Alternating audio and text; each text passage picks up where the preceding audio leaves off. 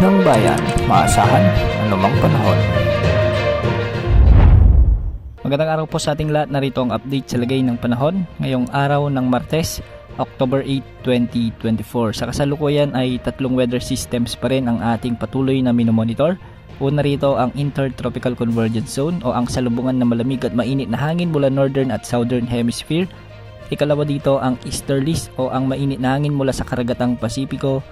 At ang pangatlo ay ang low pressure area.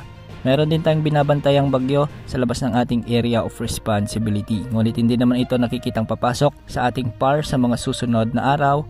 Ngayong araw nga ay makakapekto ang trough ng low pressure area na nakapaloob sa Intertropical Convergence Zone sa bahagi ng Occidental Mindoro, Oriental Mindoro at Palawan. Kaya ang mga lugar na ito ay makakaranas ng maulang panahon na posibleng magdulot ng mga biglang pagbaha at pagguho ng lupa.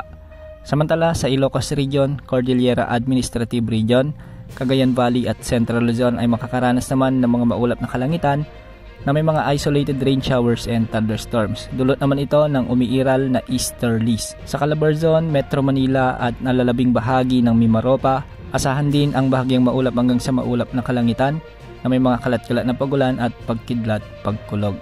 Samantala sa Bicol Region at Eastern Visayas, asahan din ang ganitong panahon lalo na pagsapit ng hapon o gabi.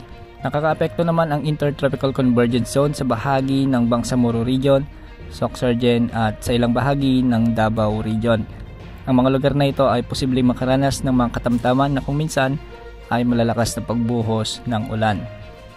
At sa nalalabing bahagi ng ating bansa, asahan din ang pag-iral ng mga localized thunderstorms lalo na pagsapit ng hapon o gabi.